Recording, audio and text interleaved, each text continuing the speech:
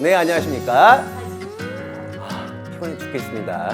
너무 더워서 잘 못 지내고 있어요. 성형살도 많은데. 네, 그 부산 눈이 이상해요 이런 말도 많아요, 그죠? 나이 먹다 보니까 아니, 이 피곤해서 그런지 모르겠지만 자꾸 요새는 얼굴 부어요. 또 한쪽 눈이 좀 많이 붓다 보니까 성형 수술이 잘못된 거 아닙니까? 라고 막 질문들을 막 하세요. 전혀 아니다. 오늘의 주제는요. 네. 자기 자신의 점사를 본다면 어떤 점사를 내리실지.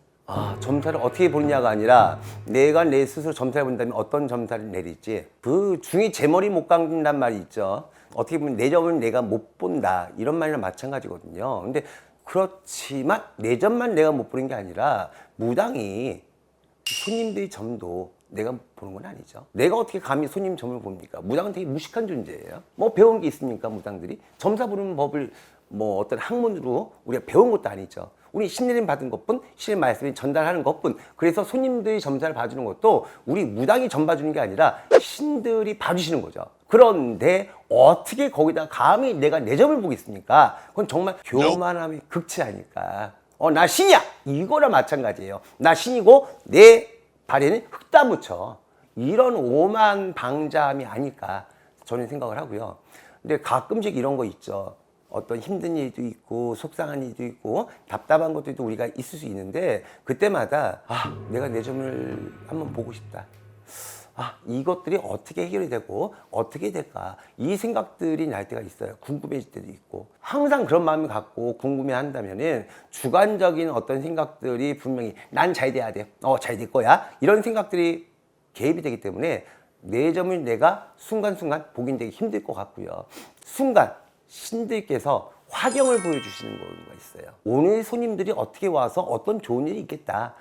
한 달 뒤에는 또 어떤 일이 생기겠구나. 라는 것들을 신령님들이 보여주시는 사진과 같은 화경을 통해서 느낄 때가 있죠. 근데 항상 이런 건 있었어요. 제자가 힘들고 아플 때마다 3일 정도 흐느끼고 이 법당에서 눈물을 흘리고 기도를 하면은 신령님들이 그 고통에서 벗어나게 해주신 적은 항상 있었습니다.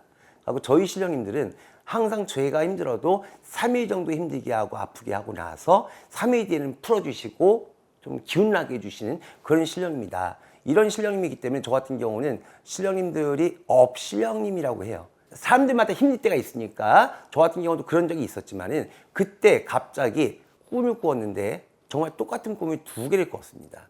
우리 친할아버지께서 나타나시더니 빨리 과일 사다가 시장 가서 과일 사다가 빨리 조그맣게 정성이 들으라. 친할아버지께서 그렇게 꿈에 나타나서 말씀을 해주시고 뭐야 하고 꿈에서 깼는데 또 잤어요. 그랬더니 이번엔 외할아버지가 꿈에 나타나서 똑같이 야 빨리 안 되겠다.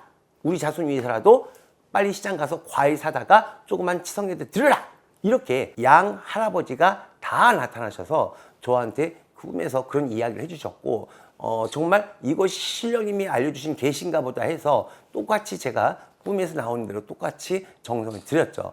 그리고 나서 고민거리가 풀어지고 해결되는 이런 모습은 있었거든요. 근데 가장 기억에 남는 거는 이거보다도 제가 신령님을 받기 전에 한 달 전에 꿈처럼 나왔던 그런 모습이었는데 신내림 받기 전에 한 달 전에 갑자기 김대중 대통령 갑자기 국회의사당에서 제 손을 확 들더니 이 사람은 제2의 김대중입니다! 막 이렇게 막 제 손을 들어 올려주시는 거예요. 그리고 나서 2, 3주 있다가 점집에 가서 점을 보고 야 너는 무당 돼야 된다. 신 받아야 된다. 넌 그거밖에 할 거 없어. 넌 박수야! 이렇게 그 무당님의 말을 듣고 아무것도 재지 않고 네 하겠습니다. 해서 제가 무당이 됐었거든요. 근데 나중에 알고 보니까 이 대통령님께서 또는 정치인들이 꿈에 나타났을 때는 그분들이 천지신명, 옥황상제의 천신이다라고 하더라고요. 그때 꾸었던 그 꿈이 지금까지도 가장 기억에 남고 뇌리에 박혀 있어요. 정말 하고 싶은 말이 내 신령님한테 따지는 건 아니고요. 진짜 하고 싶은 말이 있어요.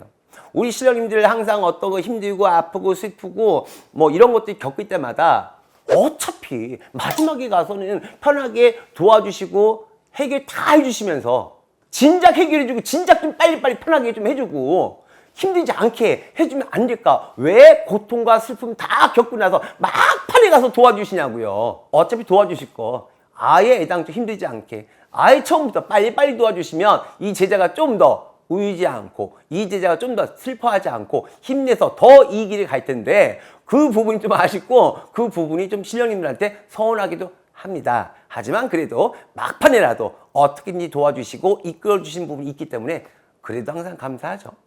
그래서 오늘의 이야기는 이유엽도사는 절대로 나의 점을 보지 않는다.